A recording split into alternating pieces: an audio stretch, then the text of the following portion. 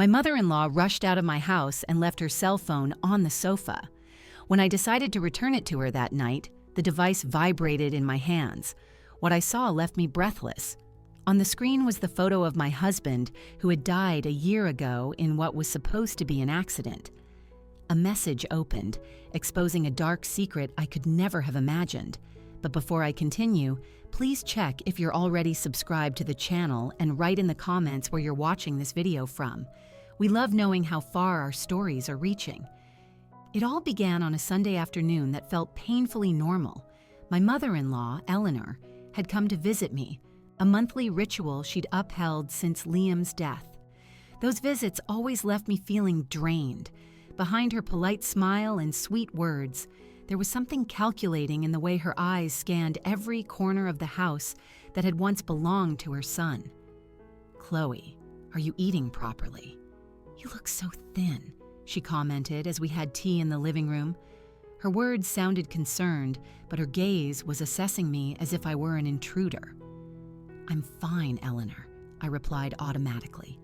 It was the same answer I'd been giving for a year to anyone who asked how I was doing after losing my husband in a car crash. The silence that followed was filled only by the clinking of a spoon against a teacup. She checked her watch for the third time. "I must be going." "I have engagements," she finally announced, getting to her feet. I walked her to the door, breathing a silent sigh of relief. Watching the luxury car pull away with her private chauffeur, Arthur, at the wheel, I closed the door and let out a deep breath. I went back to the living room to clear away the teacups when I noticed something gleaming between the cushions of the sofa where Eleanor had been sitting. It was her cell phone, an expensive new model with a customized leather case. I grabbed the device and ran to the window, but the car had already turned the corner. I thought about calling her, but then I realized her number would be on the very phone I was holding in my hands. "I'll return it later," I decided, placing the phone on the coffee table. The afternoon crawled by. I organized some of Liam's documents that I still needed to sort through. Insurance papers, a few pending contracts. Since his death, the company he had built had been passed into Eleanor's hands. She had insisted that I had no experience to manage the business, and in my fragile state during those first few months, I had simply nodded and signed the documents that pushed me to the margins of the life we had built together. Around 9 o'clock at night, as I was getting ready to take the phone to Eleanor's house, the device began to vibrate on the table. The screen lit up and my heart stopped. The photo that appeared was of Liam. My Liam, with that infectious smile, wearing the blue shirt I had given him on our last wedding anniversary. My hands were trembling so badly I almost dropped the phone. A message notification was blinking. With a lump in my throat, I unlocked the screen. Fortunately, Eleanor had shown me her unlock pattern once during a hospital emergency. The message was from a contact saved simply as Liam. "Transfer complete, same amount as always. When can we see each other?" I'm tired of this game. I felt my body go cold. What was this? Why would Eleanor have her own son's contacts saved? Who was saved on her phone a year after his death? And who was sending messages from this number? With my heart racing, I opened the full conversation. There were dozens of messages exchanged over the last few months, all of them about money transfers, secret meetings, and mentions of an accident that had to be kept under wraps. The hush money arrived. "You know no one can find out about the accident," one of the older messages read. My legs gave out and I had to sit down. A chill ran down my spine as a terrible suspicion began to form in my mind. Had Liam's accident not been an accident? Was my mother-in-law paying someone to keep secrets? I started frantically searching the phone for more clues. In the photos, I found screenshots of bank transfers to a person named Isabella Rossi. In the emails, I found drafts addressed to an A, whom I suspected was Arthur, the chauffeur. In one of those drafts, I read something that took my breath away. He suspected. I can't let him talk. Handle it like the other time. As I was trying to process what I was discovering, the phone vibrated again in my hands. It was a call from the same contact, Liam. Without a second thought, I answered and put it on speaker, but I didn't say a word. After a few seconds of silence, a woman's voice cut through the air. Eleanor? Why aren't you talking? Are you afraid someone will find out our secret? I hung up immediately, my hands shaking and my breath ragged. That voice was cold, controlling. And that woman, whoever she was, knew something about Liam's death. Just then, as the pieces started to click into place in my mind, the doorbell rang, loud, insistent, desperate. I looked through the peephole and saw Eleanor standing on the doorstep, her face contorted in an expression of panic I had never seen before. And I knew, in that instant, that my life was about to change forever. My heart hammered against my ribs as I watched Eleanor through the peephole. Her usually controlled expression was shattered, the panic evident in her wide eyes and the way she repeatedly pressed the doorbell. Behind her, I could see the dark car parked with Arthur at the wheel. For a moment, I froze. The phone in my hand felt like it weighed a ton. Should I open the door? Should I confront her? Quickly, I hid the phone in the pocket of my robe and took a deep breath, trying to compose my best expression of normalcy. 1 minute, I shouted, pretending to be busy. When I opened the door, Eleanor practically pushed her way inside. "Chloe, darling," she said in a strangely tense voice, "I think I forgot my cell phone here. Did you see it?" Her eyes darted around the living room frantically. These were no longer the calculating eyes that watched me with disdain. They were the eyes of someone desperate, panicked. "Your phone?" I repeated, trying to buy time. "I didn't notice anything, but I can help you look." She didn't answer. Going straight to the sofa where she had been sitting, she violently tore off the cushions, throwing them onto the floor. "I'm sure I left it here," she muttered, more to herself than to me. I watched her rummage through the room, feeling the weight of the device in my pocket. The woman in front of me was no longer my polished and restrained mother-in-law. She was a person capable of conspiring against her own son, a murderer. "Maybe it fell in the car," I suggested, keeping my voice steady even though my whole body was trembling. She spun around to face me abruptly. Her eyes studied me suspiciously. "We already checked the car," she replied curtly. "Chloe, are you sure you didn't see my phone? It's very important." In that moment, I made a decision that would change everything. I looked her straight in the eye and said, "Actually, I did find it. I was just about to bring it to your house." A brief wave of relief washed over her face, quickly replaced by caution. "Where is it? Give it to me now," she demanded, holding out her hand impatiently. "First," I said, surprising both of us with my firmness, "I want to understand why you have Liam's number saved on your phone and why someone is sending messages from that number a year after his death." The blood drained from Eleanor's face. Her outstretched hand trembled and then fell to her side. For a moment, I thought she might faint. Then, as if putting on a mask, her expression hardened. "Did you read my private messages?" Her voice was an icy whisper. The phone rang. I saw my husband's picture on the screen.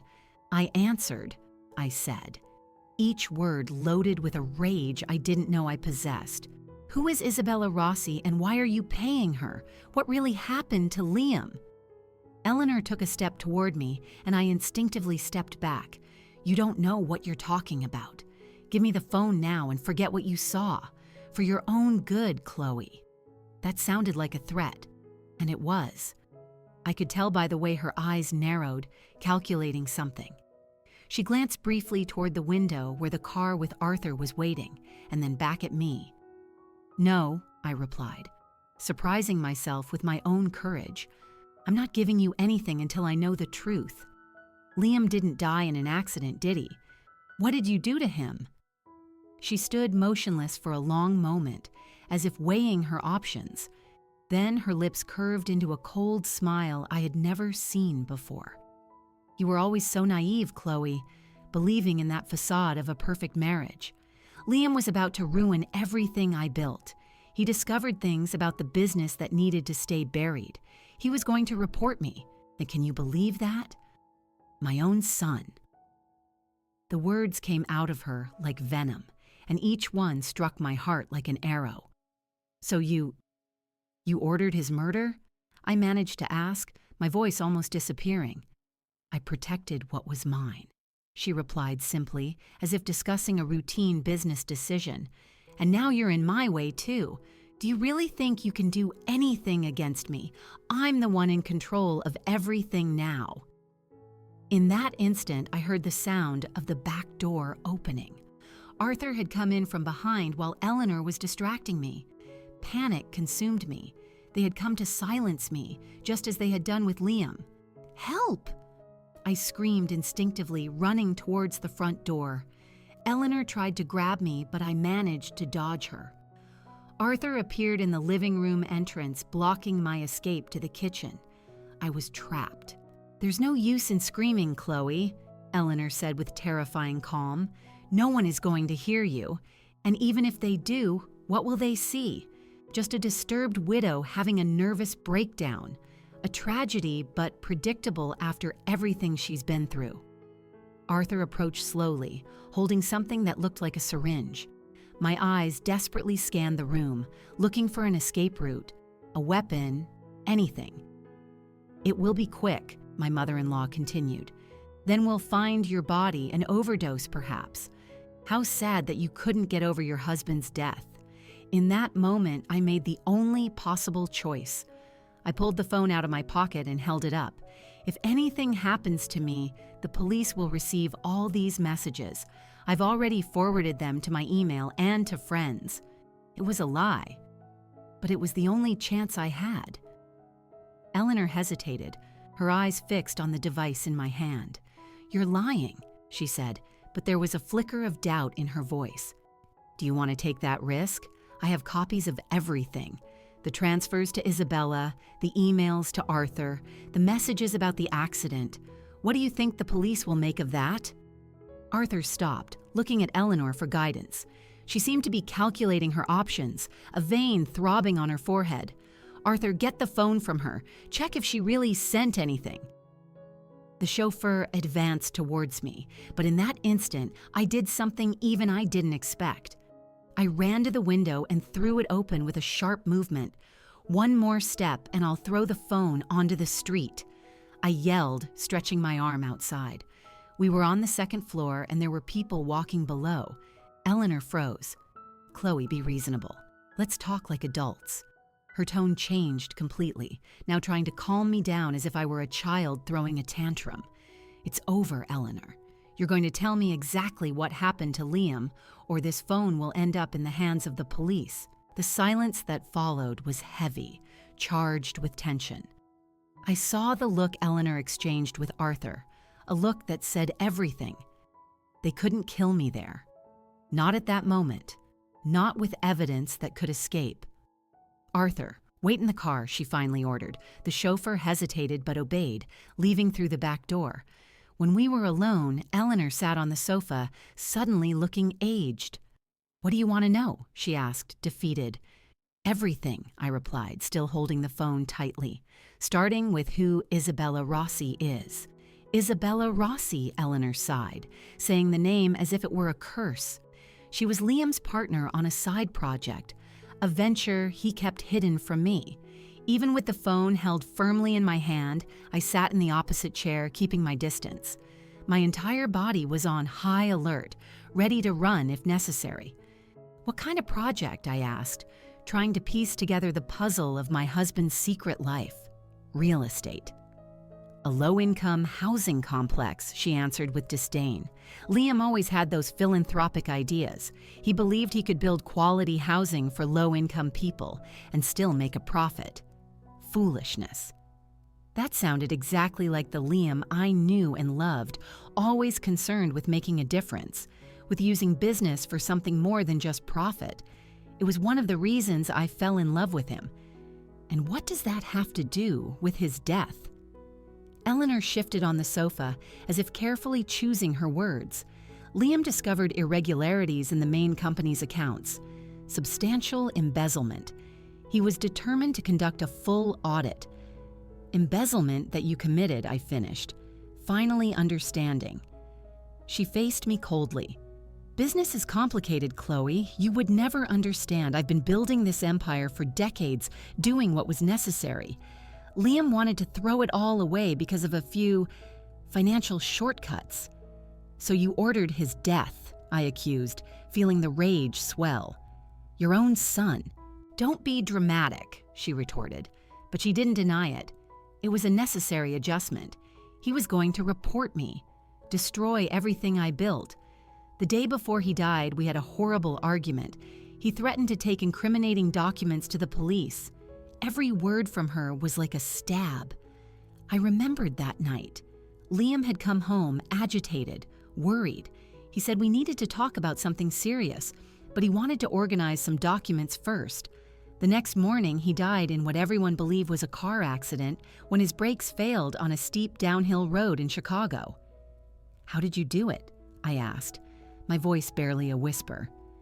A cold smile crossed Eleanor's face. I didn't get my hands dirty, if that's what you're asking. Arthur handled the technical details. He has contacts in the mechanic world. It was quick, I think. Liam never even knew what was happening. The ease with which she spoke of her son's death disgusted me. How could anyone be so cold? So calculating? And Isabella? How did she find out? That clever bitch. Eleanor practically spat the words. After Liam died, I found the documents for their project. I tried to take control, but she had proof of the partnership. She started asking questions about the accident, implying she knew something. To keep her quiet, I had to pay. The pieces were starting to fit. The messages, the transfers. It all made a terrible kind of sense now. And why save her contact with Liam's name and picture? I asked, still confused about that detail. A sentimental slip, perhaps, she replied with a shrug. Or just a reminder of why I'm paying that woman. I looked at the phone in my hands, the evidence of a horrendous crime, of a conspiracy that had taken Liam from me, the man I loved, killed by his own mother to protect dirty business dealings. I'm taking this to the police, I declared. Eleanor laughed, a harsh, humorless sound. And what exactly are you going to say? That you hacked into my phone? That you read private messages? The messages are vague, Chloe. Nothing in there is an explicit confession. It will be your word against mine. An emotionally unstable widow against a respected businesswoman. I have the bank transfers, the emails to Arthur. Legitimate transfers to a business partner. Emails that could mean anything she cut in. Not to mention I have the best lawyers money can buy. A heavy silence fell between us. She was right, I realized with despair. Even with the phone, it would be difficult to prove anything concrete. I needed more. A clear confession, irrefutable proof. What do you want, Chloe? Eleanor asked, suddenly pragmatic. Money? I can be generous. A lifetime pension, perhaps? Or would you prefer a stake in the company? We can come to an agreement. She was offering me a bribe. She wanted to buy my silence, just as she was buying Isabella's, as if she could put a price on Liam's life, on my love, on justice. I want the truth, I answered firmly, and I want justice. Eleanor stood up, elegantly adjusting her expensive clothes. The truth rarely brings peace, Chloe, and justice is a relative concept. Think about my offer. You can have a comfortable life, or you can destroy yourself fighting an impossible battle. She walked to the door, stopping before she left. I'll let you keep the phone for now. Consider it a gesture of good faith. When you're ready to be rational, call me. The door closed softly behind her, leaving me alone with my chaotic thoughts and a phone full of dark secrets. I spent hours sitting in the living room, replaying every word of our conversation in my mind. Eleanor was right about one thing. It would be almost impossible to prove anything with just the messages and emails. I needed more. I needed to find Isabella Rossi. With trembling hands, I picked up Eleanor's phone again. There were dozens of messages exchanged with the contact saved as Liam. If Isabella was on the other end of those messages, maybe there was something that could help me find her. I went back to the beginning of the conversation, carefully reading each exchange. After almost an hour, I found what I was looking for. In one of the older messages, Isabella mentioned meeting at a cafe in the city center. The Daily Grind. It was a long shot, but it was a start. A place she frequented. Maybe the employees would know her. Maybe they could give me more information. I looked at the clock. Almost midnight. The cafe would be closed, but I could go in the morning. I didn't have much time. Eleanor had let me go this time, but I had no doubt she was already planning how to silence me permanently. As I prepared for a sleep I knew would be impossible that night, an idea began to form in my mind. If Isabella was blackmailing Eleanor, it meant she had something concrete, some real proof of the conspiracy, proof that I needed to find. The Daily Grind in Chicago's Lincoln Park was exactly as its name suggested, a cozy place where the smell of freshly ground coffee mingled with the murmur of conversations. I sat at a strategic table where I could watch the entrance while pretending to read a book. I had barely slept, tormented by nightmares where Liam called out to me, asking for help as he drifted further and further away. I ordered a strong coffee and watched the employees. Which one of them might know Isabella? After a few minutes, I decided on a direct approach. I called over a middle-aged waitress who looked like she had worked there for a long time. "Excuse me, I'm looking for an Isabella Rossi.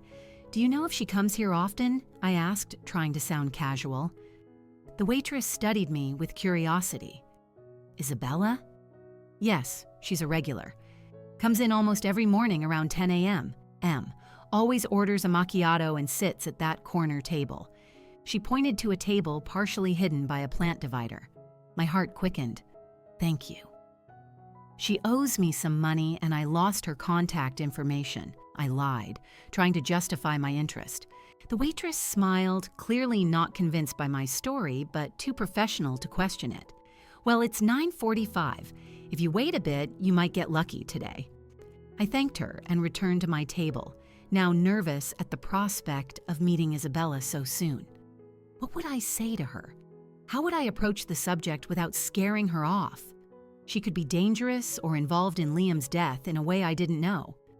At exactly 10:05, the cafe door opened and a woman walked in. Tall, elegant, in a well-tailored suit and her hair pulled back in a neat bun. She moved with a natural confidence, greeting the employees like old acquaintances. Something about her vaguely reminded me of Eleanor. The same haughty posture, the same air of authority.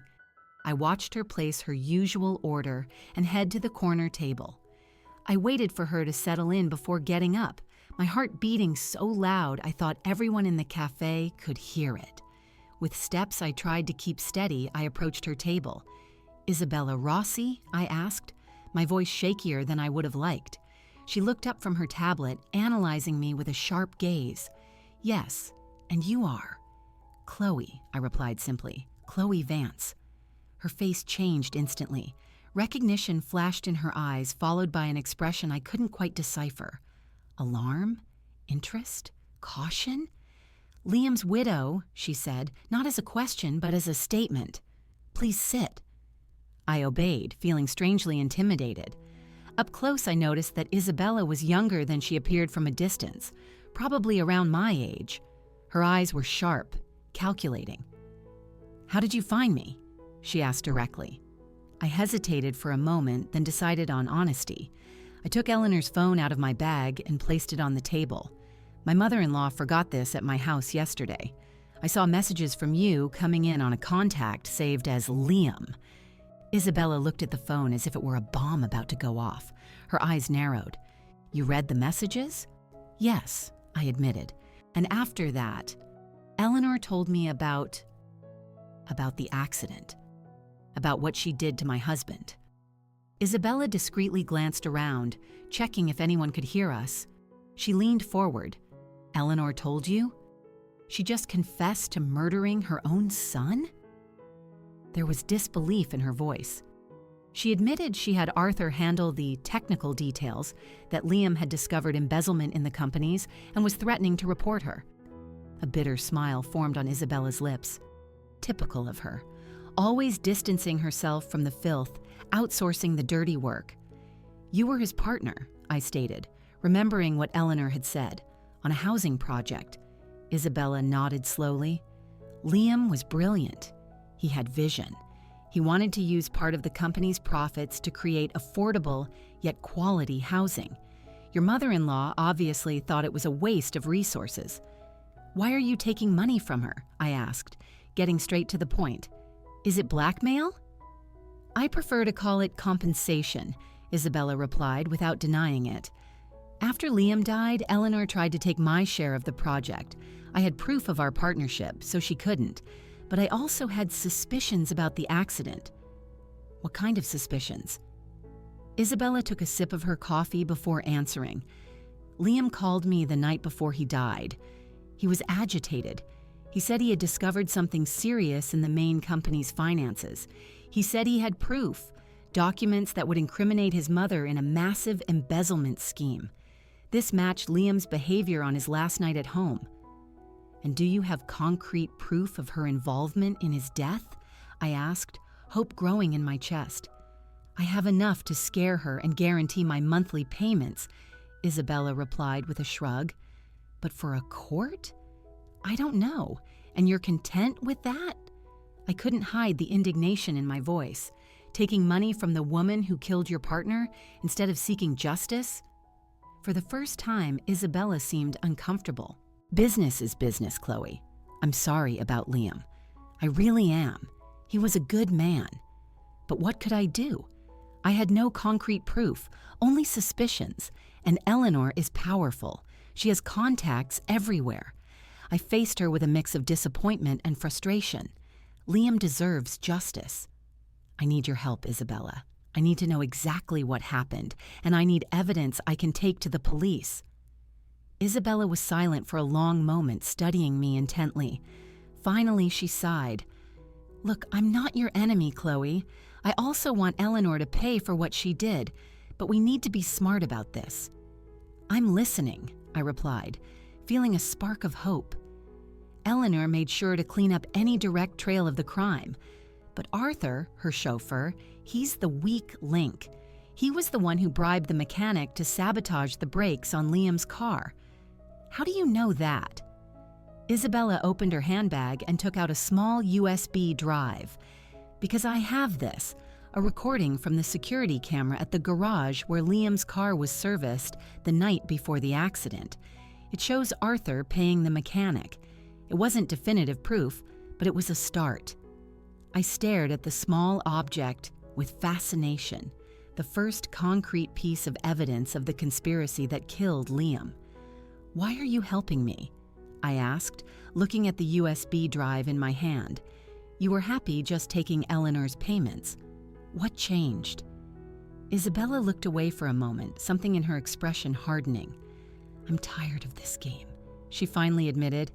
At first I thought I could live with the arrangement. It was lucrative and it kept me safe. But Eleanor's veiled threats are constant, the feeling of always looking over my shoulder. And, she paused, seeming to weigh her words, Liam deserved better than that. I put the USB drive in my bag as if it were a precious treasure. In a way, it was. What do I do now? Do I take this straight to the police? Isabella shook her head. It wouldn't be enough. It's circumstantial evidence at best. We need more. We need Arthur to confess, or, better yet, for Eleanor to confess. And how would we get that? I asked, feeling lost. A calculating glint appeared in Isabella's eyes, so similar to Eleanor's that it sent a shiver down my spine. I have a plan, she said, leaning closer, but it's going to require courage. Eleanor thinks I'm on her side, that our deal is still in place. We can use that to our advantage. As she spoke, a bold plan began to take shape. We would use Eleanor's phone to lure Arthur to an isolated location, an old industrial warehouse on the outskirts of Chicago that belonged to the company but was now decommissioned. Isabella would convince Eleanor that I had discovered additional evidence and that we needed to solve the problem permanently. Eleanor won't come personally for something so dirty, Isabella explained. She'll send Arthur, but she'll be monitoring everything closely, probably through calls with him. What if he tries to hurt me? I asked, fear growing inside me. "You won't be alone," Isabella guaranteed. "I have reliable contacts who will provide security. We'll hide cameras and microphones all over the warehouse. The idea is to provoke a confession, record everything. Hopefully, Arthur will implicate Eleanor directly. The plan seemed like something out of a thriller, not the life of a middle-class widow who, until a year ago, had led a quiet existence. But I was no longer that woman. Liam's death, and now these revelations, had transformed me. "When?" I asked simply. "Tonight," Isabella replied. "The longer we wait, the more dangerous it becomes for you. Eleanor knows you've discovered her secret. She won't let it go." I agreed. I exchanged phone numbers with Isabella, and we arranged the final details. She would give me precise instructions via text on how to get to the warehouse without being detected. As we said goodbye, Isabella held my arm. "Chloe, understand one thing. After we start this, there's no turning back. Eleanor is dangerous. If our plan fails—" "I know," I interrupted. "But I can't let her get away with what she did to Liam." I returned home, careful not to be followed, feeling the weight of the USB drive in my bag and fear in my heart. The next few hours were torture. I checked the windows and doors countless times, jumping at every noise. I mentally rehearsed what I would say when I confronted Arthur. How would I react if things went wrong? Around 5 p.m., I received a message from Isabella with the exact coordinates and instructions to get to the location. I was to wear dark clothes, leave my phone at home so I couldn't be tracked, and take a regular taxi instead of using apps that could leave a digital trail. I put on a black outfit, tied my hair back, and put on a dark face mask and large sunglasses to make it harder to recognize me. At the last minute, I decided to take a small pair of sewing scissors I kept in a drawer. They weren't a real weapon, but they gave me some sense of security. The taxi dropped me off a few blocks from the warehouse, as we had agreed. I walked the rest of the way, my whole body tense, alert to any suspicious movement. Night had already fallen, and that industrial area on the outskirts of Chicago was practically deserted after business hours. The warehouse was an old metal and concrete structure with high, dirty windows. Isabella was waiting for me at the back entrance, along with two serious-looking men in dark clothes. "Private security," she explained briefly. "Everything's ready," she informed me, guiding me inside. Cameras installed at strategic points, high-sensitivity microphones near the main entrance. The car is parked across the street, hidden behind that pile of containers. You'll stay there with me, monitoring everything." "And when Arthur arrives?" I asked. "We'll let him in and let him wait a bit. When he seems anxious enough, you go in. The guards will be positioned to intervene if necessary, but ideally he won't see them until it's too late to run." We walked through the empty warehouse, our voices echoing in the large space. Isabella showed me the tablet where we could watch the footage from the hidden cameras. Then, we positioned ourselves in the car, a dark sedan with tinted windows, from where we could watch the warehouse entrance without being seen. Now we had to wait. Isabella had sent a message to Eleanor from her own phone, which was still in my possession. The message, supposedly from Isabella, said, "Emergency. Chloe found out everything. She has proof of the involvement in Liam's death. She's threatening to go to the police. Meet me at the industrial zone warehouse to solve this. Come alone and bring the document we discussed. Don't reply to this message. Just come." "Eleanor won't come personally," Isabella explained. "She'll send Arthur to deal with the problem. The document is our code for something he needs to bring, probably a weapon or something to simulate another accident." The hours passed slowly. Every minute felt like an eternity as we waited in the tense silence of the car. Isabella checked the tablet regularly, ensuring the cameras were still working. Finally, around 10 p.m., headlights cut through the darkness. A black car, the same one I had seen Arthur driving the night before, approached the warehouse slowly. "That's him," I whispered, feeling my heart race. Arthur parked and stayed inside the vehicle for a few minutes, probably checking the perimeter. When he finally got out, I noticed he was carrying a small briefcase under his arm. He looked in all directions before entering the warehouse. "Is he armed?" I asked, trying to see better in the dark. Probably, Isabella replied calmly, but our men are too. Don't worry. On the tablet, we watched Arthur enter the warehouse. He called out for Eleanor, his voice echoing in the empty space. He seemed tense, nervous. It's your time, Isabella said, squeezing my shoulder lightly. Remember, we need him to confess, mention the accident, ask about the brakes, provoke him about Eleanor giving the orders. I took a deep breath, trying to calm my racing heart. This was the moment I had been preparing for, or trying to prepare for, over the last 24 hours, the chance to get justice for Liam. I'm ready, I said, opening the car door. The inside of the warehouse was cold and damp, with the characteristic smell of abandonment. Arthur stood in the middle of the empty space, illuminated only by the moonlight filtering through the high windows.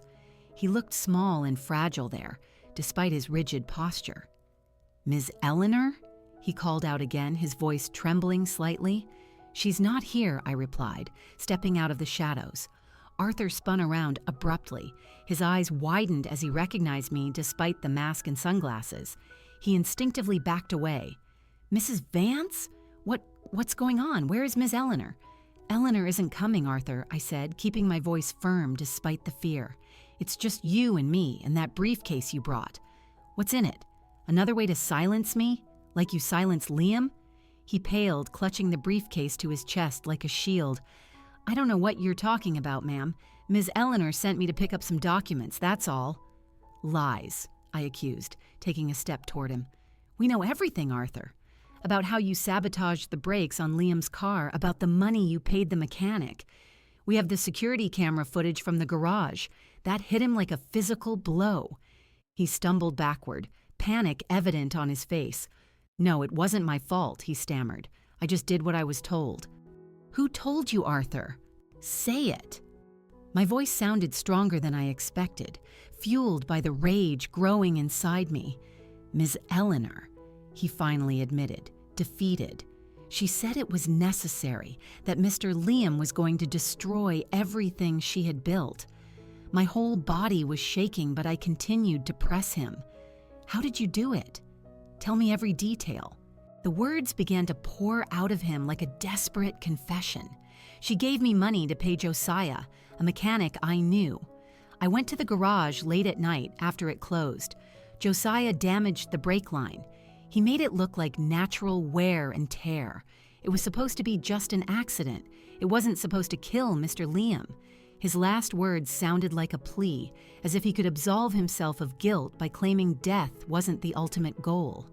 But he died, Arthur.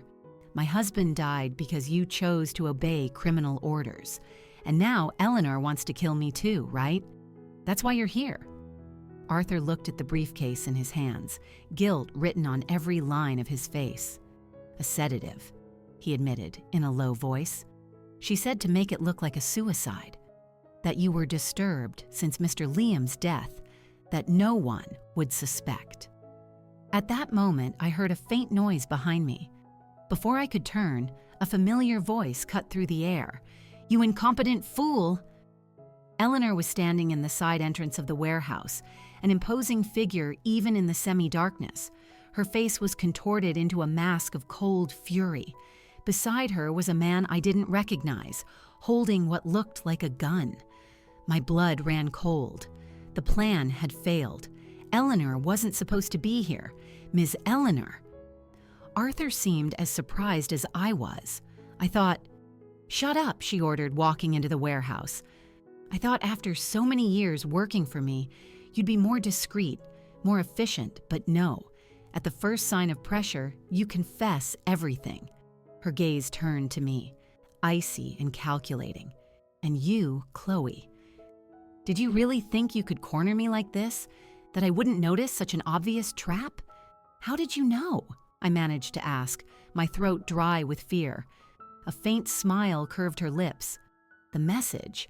Isabella would never call me for a personal meeting. Our agreements are always remote, bank transfers. And she would never, ever mention the accident in writing. It was amateurish, Chloe. My mind was racing. Where were Isabella's guards? Where was Isabella herself? As if reading my thoughts, Eleanor continued, "If you're looking for your new friend, don't worry, she's fine, accompanied by my men in the car where you two were hiding. Isabella was always too ambitious for her own good. I realized we were lost. The plan had backfired. Eleanor was smarter. She had more resources. She was always one step ahead." "You killed your own son," I said, surprised by the firmness in my voice despite the fear. "How can you live with yourself after that?" Eleanor looked at me as if I were a naive child. "Business is business, Chloe. Liam chose to get in my way. It was a business decision, nothing personal." "Nothing personal?" I repeated, incredulous. "He was your son." "He was a traitor," she replied coldly. "He discovered my arrangements with certain companies, necessary embezzlements to maintain the empire I built. He threatened to turn me over to the authorities, to destroy everything. What other choice did I have?" Her coldness was terrifying. There was no remorse, only calculation.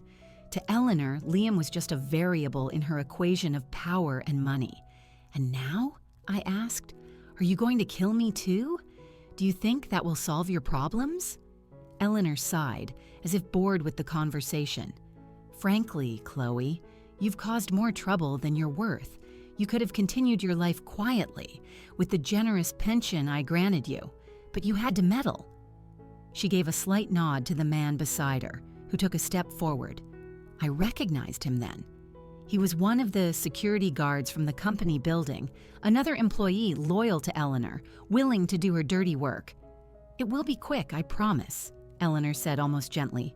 "Arthur, give me the syringe." Arthur, visibly trembling, handed her the briefcase. Eleanor opened it and took out a syringe filled with a clear liquid. "An efficient cocktail," she explained. "It will look like a heart attack." The poor widow, consumed by grief, succumbed to the pain of her loss. How tragic. I backed away instinctively, my hand finding the small scissors I had hidden in my pocket, a useless object against a gun, but it was all I had. "You're not going to get away with this," I said, trying to buy time. "Isabella has copies of all the evidence. If anything happens to me, everything goes to the police." Eleanor laughed. "A weak bluff, Chloe. Isabella is too smart to leave evidence lying around. She knows the value of insurance, but she also knows the value of being the only one who has it." I was cornered. My eyes scanned the warehouse, desperately looking for an escape. That's when I noticed a movement in the shadows behind Eleanor. I kept my gaze fixed on her, trying not to give away what I had seen. "Before you do this," I said, my voice calmer now, "I want to know one thing. Liam's will. You forged it, didn't you? To take control of everything." Eleanor seemed slightly surprised by the change of topic, but answered with pride. "Of course. Liam had left everything to you, the sentimental fool. But it was easy to replace the document while you were lost in grief. And the embezzlement? How much exactly did you steal from the company?" A smug smile formed on her face. "Millions, dear. Over decades. Enough to ensure that no one could ever touch me. I have judges, politicians, all on my payroll." As she spoke, the shadows behind her moved slowly. I recognized Isabella's 2 guards approaching silently. There was still hope. "And you really think you can silence everyone?" I continued, keeping her attention on me. "Arthur, me, Isabella. How many more people will you have to kill to protect your secret?" Eleanor shrugged. "As many as necessary. In the business world, Chloe, only the strong survive. And I—" Her words were cut off by the sound of distant sirens, rapidly approaching. Blue and red lights began to flash across the high windows of the warehouse. Eleanor's face transformed into pure fury. "What did you do?" she hissed. In that instant, Isabella's guards moved out of the shadows. One of them disarmed the gunman with surprising speed, while the other grabbed Arthur, who didn't even try to resist. Eleanor stood paralyzed for a moment, the syringe still in her hand. Then, with a quick movement, she lunged at me. I managed to dodge her, but I felt the needle graze my arm. Before she could try again, Isabella emerged from the side entrance, limping slightly but with a triumphant expression. "It's over, Eleanor," she declared. The sound of several police cars screeching to a halt outside filled the air. Armed officers swarmed the warehouse, shouting orders. "Police! Everybody freeze!" Everything happened very quickly after that. Eleanor, Arthur, and the guard were handcuffed and taken outside. Isabella approached me, a faint bruise forming on her face. "We did it," she said, exhausted but satisfied. "We recorded everything." Her confession about the will, the embezzlement, everything. "How did you escape?" I asked, still trying to understand how we had survived. "Your men weren't as good as mine," she replied with a tired smile. "And I had already called the police before we even entered the warehouse, an extra insurance policy, let's say." An officer approached us, asking us to accompany the others to give our statements. As we walked outside, I watched Eleanor being placed in a police car. For a brief moment, our eyes met. There was no longer arrogance in her eyes, only a cold rage and the realization that, finally, she had been defeated. The months that followed were a roller coaster of emotions and legal proceedings. The case was widely reported. Renowned businesswoman accused of ordering her own son's murder. It transformed our family tragedy into a public scandal. Eleanor's recorded confession in the warehouse, combined with Arthur's detailed statement and the security footage from the garage, provided irrefutable evidence. The investigations uncovered the full extent of Eleanor's crimes. Beyond Liam's murder, there was an embezzlement scheme that spanned over 2 decades, involving bribes to politicians and public officials. The trial was swift and ruthless. Eleanor was sentenced to life in prison for first-degree murder, attempted murder, and financial crimes. Arthur received a lesser sentence for cooperating with the investigation, but he would still face long years behind bars. As for me, I had to learn to live with a new reality. Liam's original will was found in a secret safe of Eleanor's, confirming that I was the true heir to the majority of the assets and the company. Suddenly, I found myself at the head of a business empire I had never aspired to command. Isabella became a valuable ally in that process. Her business expertise and knowledge of the housing project she had developed with Liam were fundamental. On an autumn afternoon, 6 months after Eleanor's imprisonment, I met Isabella at the same cafe where we had planned our confrontation. Now it was a friendly business meeting. "The investors are excited about the housing project," Isabella commented, analyzing some charts on her tablet. "Following Liam's original vision, we've managed to reduce costs without compromising quality. The first units will be ready in less than a year." I smiled, feeling a mix of pride and melancholy. He would be happy. This was everything he dreamed of achieving. "You're doing an excellent job, Chloe," Isabella said sincerely. "Taking over as CEO of the company wasn't something you were prepared for, but you're handling it admirably." "I'm still learning," I admitted, "but I feel like I'm on the right path. Cleaning up the company's name, undoing the damage caused by Eleanor, carrying out the projects Liam valued, it's almost like keeping him alive in a way." Our relationship had evolved into something between friendship and professional partnership. It would never be completely close. There was too much pain and complexity in our shared history, but there was mutual respect. After the meeting, I decided to do something I had been avoiding for months. I drove to the cemetery where Liam was buried. It was the first time I had visited his grave since I discovered the truth about his death. The day was clear, with the late afternoon sun casting long shadows between the headstones. I walked slowly until I found the spot, a simple marble plaque with his name and dates.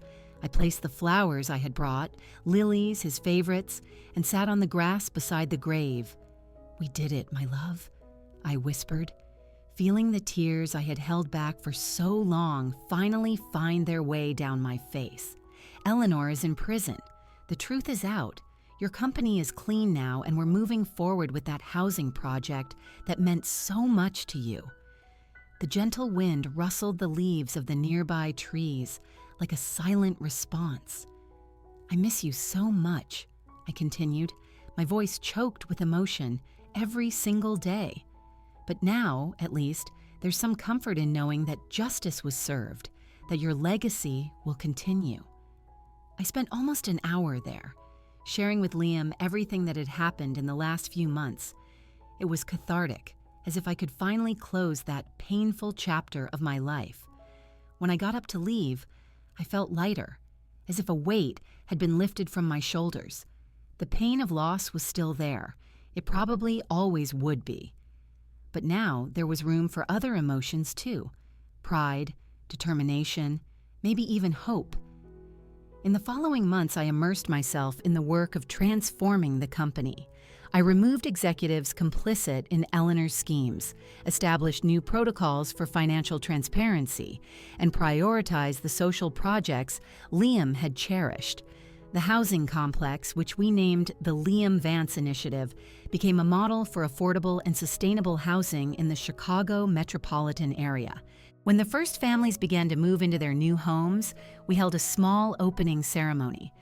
As I cut the symbolic ribbon, I looked up at the clear sky of that spring morning and smiled. Somewhere, Liam was smiling too.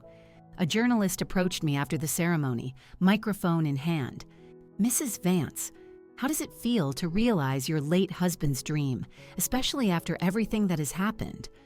I thought for a moment before answering. "I feel that life sometimes takes us down paths we never imagined.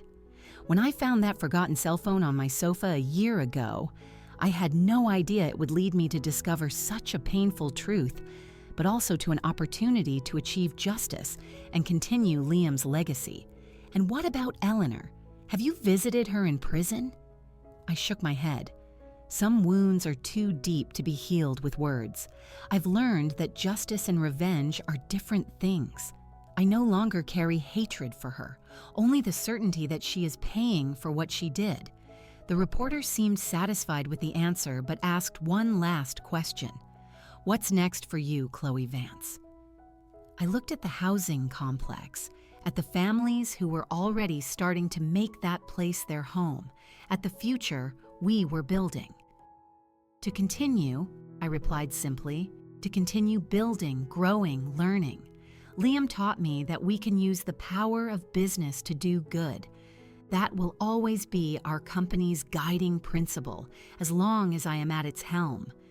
That night, alone at home, I opened a bottle of wine that Liam and I had been saving for a special occasion. I poured a glass for myself and placed another next to it in his memory. Sitting on the balcony, watching the stars, I thought about how life could change in an instant. A forgotten cell phone, a photo on the screen, a revealing message, and nothing was ever the same again. The pain of betrayal and loss would never completely disappear, but now there was room for something more, for purpose, for a new beginning, for perhaps one day, even happiness. I raised my glass to the starry sky. For you, my love, for justice, for new beginnings. And for the first time in a long time, the smile that came to my lips was not forced or melancholic. It was real, genuine, a reflection of the peace I was finally beginning to find. 3 years had passed since that fateful night when I discovered the truth about Liam's death.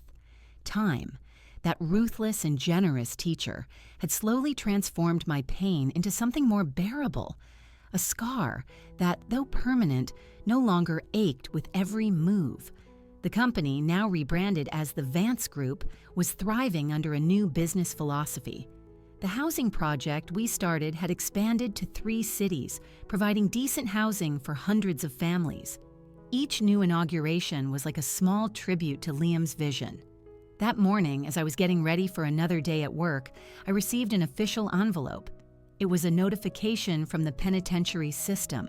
Eleanor had requested a visit from me. After 3 years of absolute silence, she wanted to see me. My first reaction was to refuse. What could we possibly have to talk about after everything? But something inside me, curiosity, a need for closure, or perhaps just a desire to understand, made me accept. The women's prison was a cold, oppressive place, despite attempts at humanization. I was led through gray corridors to a visiting room with fixed tables and plastic chairs. When Eleanor entered, escorted by a guard, I almost didn't recognize her. 3 years of imprisonment had left deep marks. Her hair, once impeccably dyed and styled, was gray and lifeless. Her face, once firm and authoritarian, was marked by deep wrinkles, but her eyes, those cold, calculating eyes, remained the same. "Chloe," she said as she sat down across from me. Her voice was hoarse, as if she rarely spoke. "Thank you for coming." "Why did you call me here, Eleanor?" I asked directly, without beating around the bush. She studied me for a moment before answering. "You're different. Stronger. The company must be doing well under your command." I didn't reply. I wasn't there to discuss business. Eleanor seemed to understand my silence. "I called you because I'm dying, Chloe. Cancer, terminal stage. The doctors give me a few months at most. The news took me by surprise. I didn't expect to feel compassion, but something akin to it crossed my heart. "I'm sorry," I said automatically. "Don't be," she replied with a faint, bitter smile. "That's not why I'm telling you. I just want to put some things in order before I go." Eleanor spread her wrinkled hands on the table. "I've never regretted anything in my life, Chloe. Every decision I made was calculated, designed to protect what I built. But there's something about facing death that makes you look back differently." I remained silent, watching her attentively. It was hard to believe anything that came from that woman. "Liam was like his father," she continued, a distant look in her eyes. "An idealist. He thought he could change the world. I always knew he would turn against me one day. It was just a matter of time." "That doesn't justify what you did," I replied, keeping my voice firm. "He was your son." In my distorted mind, it was him or me, Eleanor admitted, without a hint of emotion in her voice. The empire I built, the power I conquered, were always more important than any family bond. I realized too late that I was wrong. I studied her face, searching for any sign of genuine remorse, but I only found the same calculating mask as always. "If you called me here expecting forgiveness, Eleanor, you're wasting your time." She laughed, a harsh sound that soon turned into a dry cough. "Forgiveness? No, Chloe. I know I don't deserve it, nor am I asking for it. I called you for a more practical reason." Eleanor took a thin envelope she had brought with her and pushed it across the table toward me. "What is this?" I asked, not touching the envelope. "A final will. Legally validated, confirming that all my personal assets, those not confiscated by the state, are to be donated to the Liam Vance Initiative." This surprised me. "Why?" "It's not redemption," she answered honestly. "It's just an attempt to balance the scales, even if only minimally. Maybe the money I used to destroy can now be used to build." I reluctantly took the envelope. I didn't know what to feel in that moment. It wasn't forgiveness nor understanding, just a strange sense that a cycle was closing. "There's something else," Eleanor continued. "In the main company's safe, behind the painting in the CEO's office, there's a journal. My journal. It contains details of all the schemes I carried out over the years, names, dates, values. It might be useful for recovering more embezzled funds." "Why are you telling me this now?" Eleanor looked at her wrinkled hands. "Because death has a peculiar way of clarifying things. I don't want my mistakes to be buried with me." Our conversation didn't last much longer. There was no forgiveness to be offered, no redemption to be found in those final words. When I stood up to leave, Eleanor called my name one last time. "Chloe, Liam would be proud of what you've done with the company." I paused for a moment without turning around. "I know," I replied simply, and continued walking. Eleanor died 2 months later, alone in a prison infirmary. I didn't attend the sparse funeral, but I sent flowers.